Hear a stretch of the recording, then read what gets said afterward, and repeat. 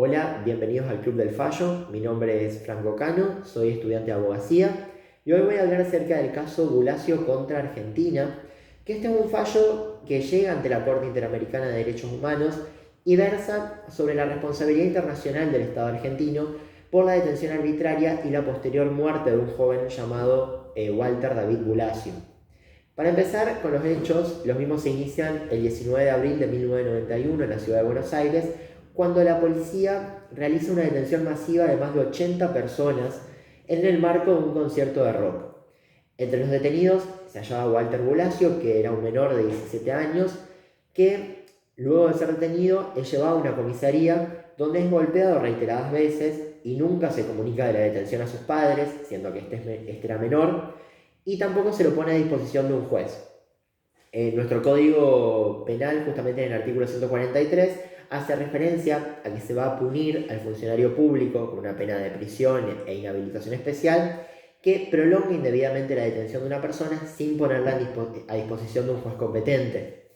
En este sentido, Walter llevó aproximadamente 17 horas detenido o un poco más, y una vez que es liberado acude a un hospital por las lesiones y torturas que había sufrido en la comisaría. Hablamos de quemaduras, quebraduras, que días más tarde le producen su muerte. En este sentido se abre una causa judicial donde se realizan diversas actuaciones judiciales, recusaciones, impugnaciones, entre otras, que dilatan el proceso y que, bueno, hoy en la actualidad no hay un condenado por la muerte de Walter, pero antes de comentar cómo está el caso hoy, lo interesante es que este caso llega ante la Comisión Interamericana de Derechos Humanos en 1997. La comisión lo que hace es formular recomendaciones para el Estado argentino, sobre todo de índole legislativa, para evitar que se vuelvan a cometer algunos sucesos de estas características. Y ante el incumplimiento del Estado argentino, en 2001 la Comisión presenta una demanda ante la Corte Interamericana de Derechos Humanos. Justamente 2 años más tarde, en 2003, la Comisión Interamericana, los representantes de Walter y su familia y el Estado argentino presentan ante la Corte un acuerdo de solución amistosa para que la Corte se pronuncie sobre el mismo. Porque, ¿qué pasó?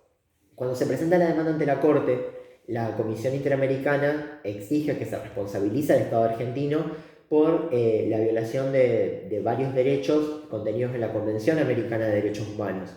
Entre esos, el derecho a la vida, el derecho a la integridad personal, a la libertad personal, los derechos del niño. Y obviamente los representantes de Walter coinciden con esto, y la Corte, una vez que recibe la demanda, se declara competente para entender en el asunto, conforme sobre todo a que Argentina es uno de los países que ha suscrito a la Convención Internacional de Derechos Humanos, la Convención Americana, perdón, de Derechos Humanos, y reconoce la competencia de la Corte Interamericana.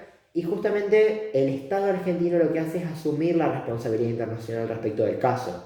Entonces la Corte, luego de que se presenta este acuerdo de solución amistosa en 2003, en marzo de 2003, en septiembre del mismo año, emite una sentencia justamente reconociendo o admitiendo este reconocimiento que hace el Estado argentino respecto a la responsabilidad y ordenando una indemnización. Pero además ordena ciertas medidas que tiene que cumplir el Estado argentino, que yo traté de sintetizar en 3 puntos. Primero, que el Estado tiene que proseguir y concluir la investigación de los hechos del caso y sancionar a los responsables del mismo.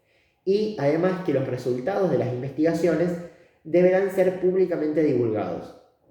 Por otro lado, el Estado tiene que garantizar que no se repitan hechos como los del presente caso, sea a través de medidas legislativas o de similar índole que sean necesarias. Y en tercer lugar, se había condenado al Estado a pagar estas indemnizaciones que mencionaba por daño material, daño moral y las costas del proceso. Justamente este caso, este fallo Bulacio, es muy importante porque a partir de la sentencia de la Corte lo que se hace es limitar la facultad, si se quiere, de los policías, de los agentes policiales, para solicitar el documento de identidad de las personas en la vía pública en forma arbitraria, y que generalmente deriva en una detención arbitraria también en el caso de negativo o de que la persona no porte consigo su documento de identidad. Es lo que actualmente se discute bastante como portación de cara, como detención por portación de cara. Justamente hay una discusión acerca de si la policía puede solicitar el documento o no. y sobre todo si puede llevar detenido a una persona por no portarlo. En este sentido, ¿qué pasa? En 2016 hay un fallo, esto ya fuera del caso Bulacio, sino que es para el complemento de cómo repercutió el caso. El Tribunal Superior de Justicia de la Capital Federal emite una resolución donde dice que la policía tiene la potestad de requerir la exhibición del documento de identidad siempre que la medida sea ejercida razonablemente y tenga por finalidad prevenir un delito y no viole una garantía constitucional. El problema fue que están quienes alegan que esta resolución judicial es contraria al fallo de la Corte Interamericana de Derechos Humanos porque critican el criterio que utiliza el Tribunal Superior que de razonabilidad. Justamente dice que la medida sea ejercida razonablemente. El problema está en determinar qué se entiende por razonable. Entonces, bueno, están quienes alegan que esto es violatorio de aquella resolución de la Corte Interamericana de Derechos Humanos y ahí está toda la discusión de si la policía puede o no solicitar el documento de identidad y llevar detenido a una persona en el caso de no portarlo y que existan motivos fundados. Estos ustedes tienen que presentar el fallo para un parcial, un final. Está bueno que se puedan hacer una opinión respecto del tema, porque fue como repercutió el caso Bulacio en todo esto. Incluso hoy en día, en el año 2020, se está hablando de la desaparición de personas, vinculadas o relacionadas también a esas desapariciones con las fuerzas policiales. Entonces es un caso que actualmente también lo tenemos presente. Y bueno, el caso Bulacio, en la actualidad la causa judicial está cerrada y solamente se había condenado a una persona, pero por el delito de privación ilegal de la libertad, que era un excomisario que había recibido una pena de prisión de 3 años y medio en suspenso, que ya se había cumplido en 2016, pero no hubo responsables por la muerte de Walter.